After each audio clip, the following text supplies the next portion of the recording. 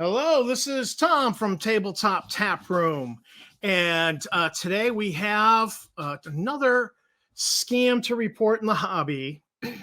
$600,000 worth of people being scammed is what it looks like. But before we get to that, let me just say thanks for watching the video. Thanks to my subscribers. You guys are great.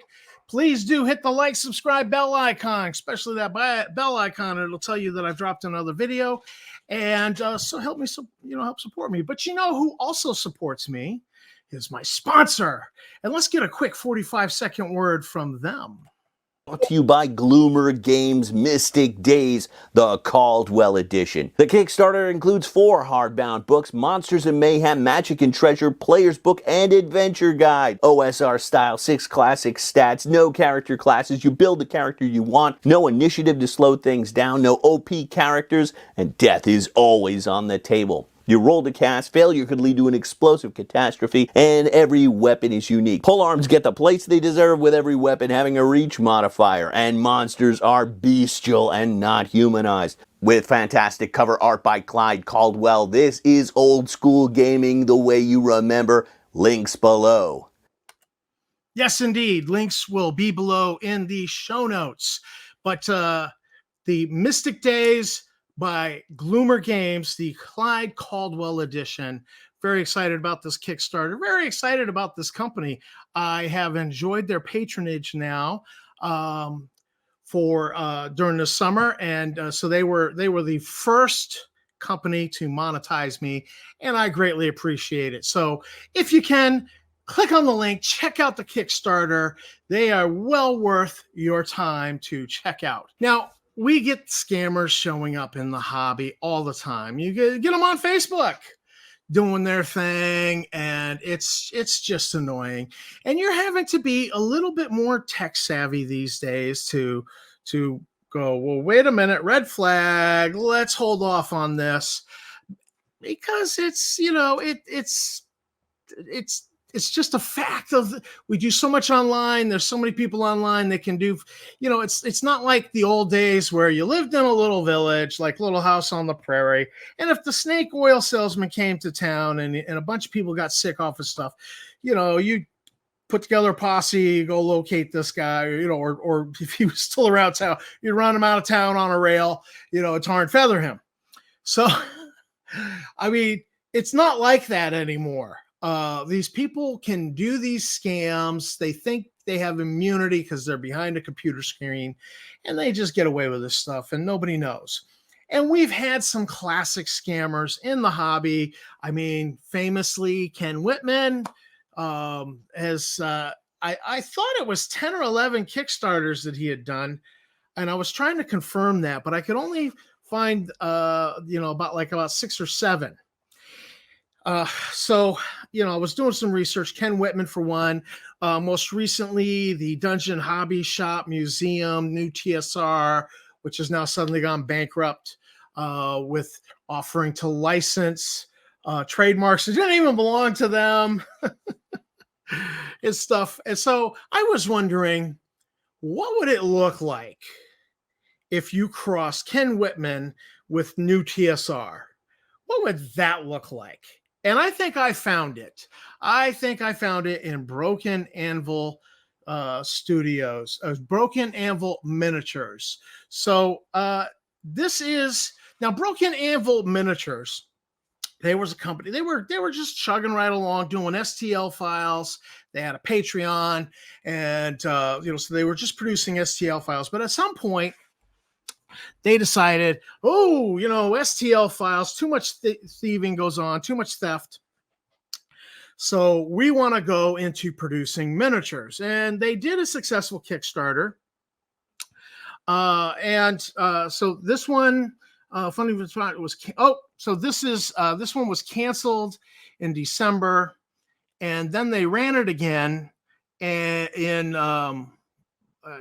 they ran it again a couple months later, and it funded. And as far as I can tell, Dungeon Delvers has delivered. So on the strength of that, they're like, let's do it again. Well, of course you want to do it again, right? So they then ran in 2022 Rivenstone, a brand new tabletop miniature skirmish game. And now this thing has not fulfilled, and it's looking like it's not going to fulfill. But I love how they are still today taking pre-orders. You can pre-order. We'll take your money. I love that. It is. It's exciting to see that.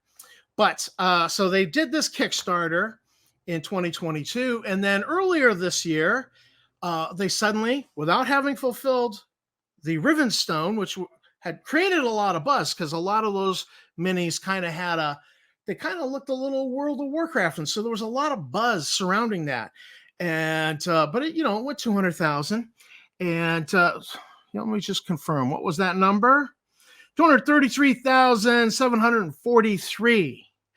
And then all of a sudden they did another, a few months later, in 2023, they did Forged, massive miniatures collection. One price, get this massive collection. And Forged funded, and they got $243,340 it funded. And then, without even fulfilling either of those two Kickstarters, they did another one, Broken Anvil Studio Paint. And so this one funded as well, and it went for $144,351. So I mean, we're talking, in the neighborhood of 600K. They've brought in short period of time. Well, all is not well in the kingdom of Broken Anvil Miniatures. You see, they laid off all of their staff back in May, when they were supposed to be fulfilling the Rivenstone Kickstarter. And then not long after that, a former employee, and this is funny, former Broken Anvil employee here, to clarify some stuff. Obviously, this is a throwaway account. They state the obvious, and you can trust, and you can't trust an anonymous source. So believe me if you want or not. There's been some discussion about level 52. So he's right up front saying, "Yep, look, I know this is a throwaway account. I don't want to reveal my identity. I'm going to be an anonymous whistleblower on the company." Well, they come out and they do this whistleblow on the Broken Anvil. And then right after this, not right after this, but a couple of weeks after this, Broken Anvil actually comes out and does an update in the Kickstarter, because before that, they're like, nothing to report, which is really just about delaying, because after a certain point you can't do chargebacks. And so I think what they were trying to do was by not reporting anything, they were trying to run the clock out on people's ability to do chargebacks. And so this kind of forced their hand. Now they address this whistleblower addresses they address this issue about level 52 and Broken Anvil being separate. They aren't. They are the same thing, same people working on both companies. Level 52 is the original company that makes the statues, and Broken Anvil is just doing business under a different name. So there was this discussion going on. In fact, there are some defenders for these people over at Broken Anvil. There was one guy with very low subs was doing a video about, like, Kickstarter is not a store. You're investing and you run the same risk.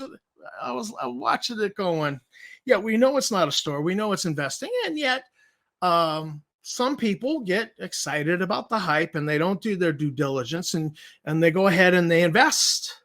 And, the number one red flag should be if the company has done a Kickstarter, not fulfilled, and they're doing another Kickstarter, that should be a red flag for you right there. That's the classic Ken Whitman, just constant Kickstarter, and borrowing the money from Peter to pay Paul and never delivering anything. So here's the tragic story. The Whistleblower, basically, I'm not going to actually read the whole thing. This is on Daka forums, which is forums for people who are into the miniatures wargaming hobby. And basically, they're outing them as they had the money for Rivenstone, and then they used it for other projects. Then they were out of money for Rivenstone, so then they came up with this Forged Kickstarter. And the Forged Kickstarter actually was just all of their previously existing STL files that they had produced as part of their Patreon before they decided, because they had this Patreon business where you support them, they produce cool minis, you get the STL file. And so that was their business. But then all of a sudden they says, no, we want more overhead. We want to be a manufacturer. We want to be just like Reaper Minis. And we'll get back to Reaper Minis. That'll come up again here. So they do the Rivenstone, and then they blow the money. $250,000 in your bank account. Apparently they did not use an escrow account. They did not put the money in escrow so that they could pay for the stuff. You know, they used it for other things. They used it for other projects, and then we have no money. So then they came up, Chris, who runs the company, came up with this idea. We'll do another Kickstarter. It'll be $1 million Kickstarter, just like Reaper. Now, Reaper Minis, if you don't know, Reaper Minis, one of my favorite companies. I love going to Reaper Minis. Like if you're looking for a particular miniature, you can go on Reaper's Fig Finder and plug in, I want a female dwarf with a crossbow, and she has to be wearing chainmail armor. And you can plug all those things in and go boop, and it'll just bring up search results for all of their miniatures that meet those criteria. And so I love Reaper Minis. I love, if I'm looking for something specific, I love going there. And if you don't know this, Reaper does Kickstarters. And I think what Reaper's doing with their Kickstarters is that they're using it to fund the sculpting of their new miniatures. Because Reaper's kind of like a shark. They have miniatures that discontinue, and you see that when you do the Fig Finder, because you get search results that come up that are discontinued. They show it to you anyways. At some point, they're going to put a little check mark box so you can be like, exclude anything discontinued that I can't buy, because it's just a tease, right? So they have stuff that discontinues. They're constantly coming out with new stuff. So to me, Reaper's like a shark, got to constantly be moving forward, and they do. And they run these Kickstarters that go $1 million. In fact, I think the last Reaper Kickstarter went over 3 million. So yeah, they're into the good money, for this. And so this company, this, little company thought, well, we're going to be just like Reaper. We're going to do a Kickstarter. It's going to go $1 million. We're going to count our chickens before they hatch.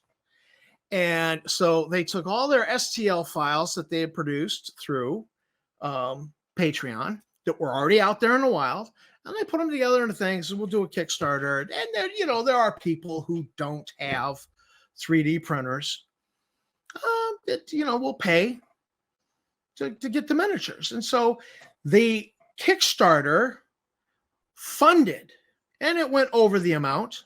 I think they wanted 100 and something thousand, and it went over, and they got to 230, 240,000. And actually, there was a recognition within the company that even though it funded that Forged Kickstarter, even though it funded, it did not have the money to produce the stuff they wanted to produce. It was not enough money for the production of the Kickstarter so that they could fulfill it.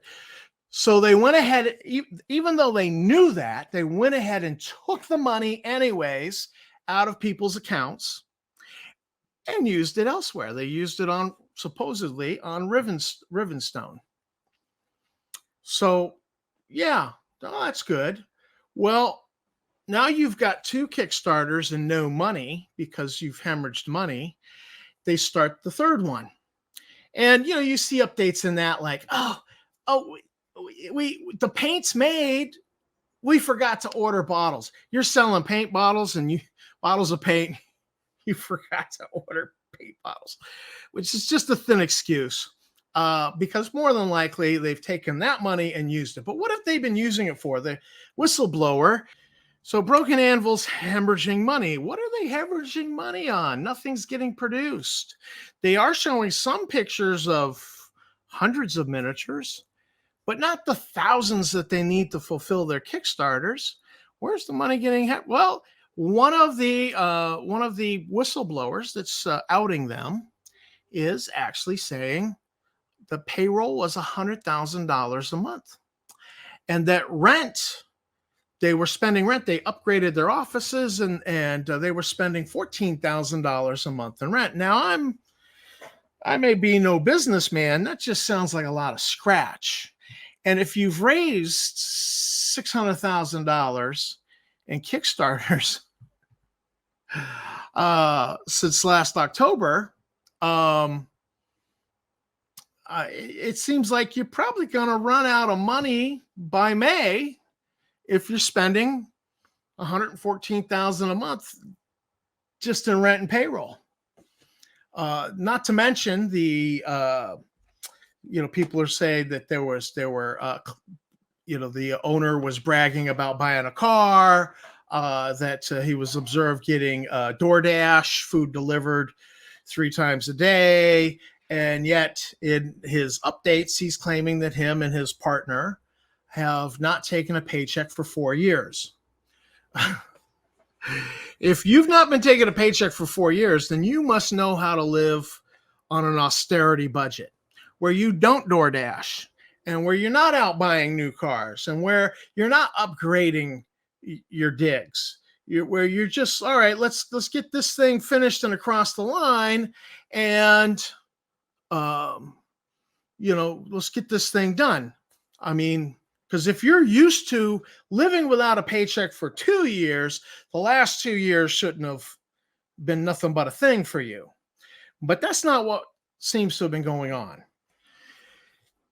But it's not just that they've squandered the money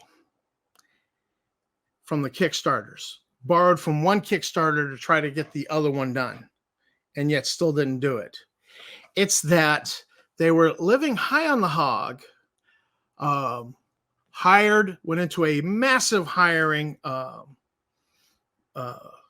spree and upgrading their digs. And they were, from the beginning part of this year, before the second Kickstarter dropped, they were actually courting a merger buyout by a larger company. And that company only wanted their ODM, original design manufacturing.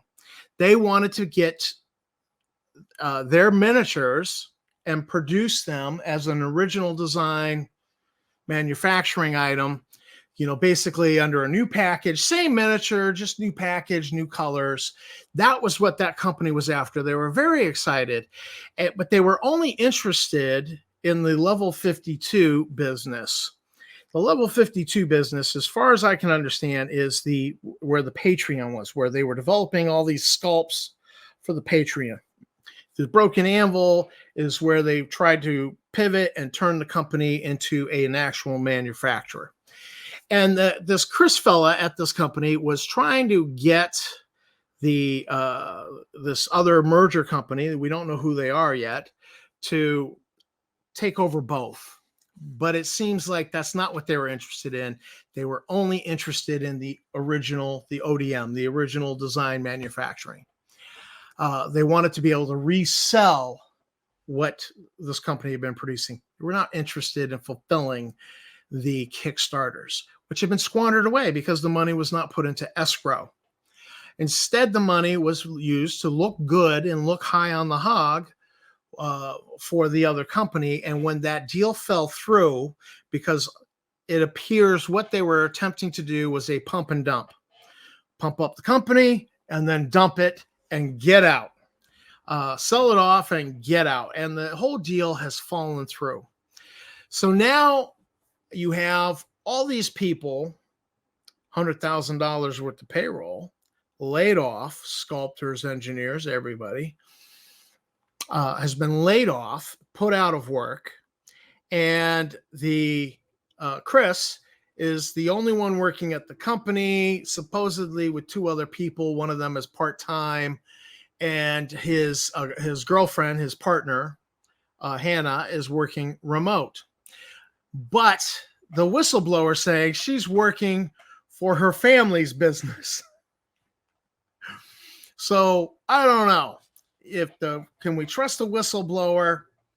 The whistleblower sounds quite pissed. In fact, here's what's really interesting. His last line right here is, "We hate your guts, Chris." A little bit of sour grapes, but it does sound like somebody who was screwed over. So, yeah, and you can read this. I'll put a link to this in the show notes. You can actually read this. It's in the DACA forums. DACA, excuse me. So this was mismanagement on a huge scale. It looks like $600,000 has been pissed away in the matter of 6 months, which pretty much what they were saying. $100,000 a month in payroll for, it. So I mean, it sounds like they pretty much were pissing through $100,000 a month for the 6 months until they laid everybody off, which pretty much tracks. And the hope was, and now the blame is that larger company screwed us over. They screwed us over by not buying us out, by not merging with us. We got screwed. Not our fault. Yeah. Where'd the money go? Oh, but we had to pay for that whole team, $100,000 in payroll. We had to pay for it. No, you didn't have to pay for it. You had to deliver a product. You see, Kickstarter is not a GoFundMe for you to build your business. It's a GoFundMe for you to get your project across the finish line.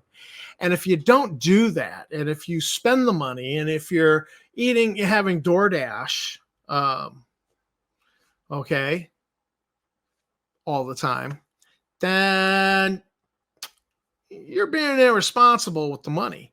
That money should be going into an escrow account, and you should be paying for the production of the product you promised your investors. And I know, yes, I know, Kickstarter is not a store. It's an investment opportunity. The warning to us in the hobby is we got to do our due diligence. You need to look at the company. How many Kickstarters have they done? Have they funded? Have they delivered? Have these Kickstarters delivered? That's important. If they're doing one Kickstarter after another without delivering, that has got to be a massive red flag. So this is Tom for Tabletop Tap Room with another sad tale of the hobby being scammed. We need to be on our game. We need to be paying attention. We need to be doing our due diligence. Hopefully, at this point, people will know well enough to stay away from Level 52, Broken Anvil, Chris and his partner, Hannah, that these people are not to be trusted. They do not understand business, and they don't know how to conduct their business. And their idea of a good business practice is let's sell something else, not deliver it, and use that money to try to get other projects out the door. So thanks for watching my video. Thanks to my subscribers. You guys are great. Do keep on gaming. Do keep on wargaming. We love wargaming. We love the wargaming hobby. But just don't do it with Kickstarters from Broken Anvil miniatures. Not a good idea.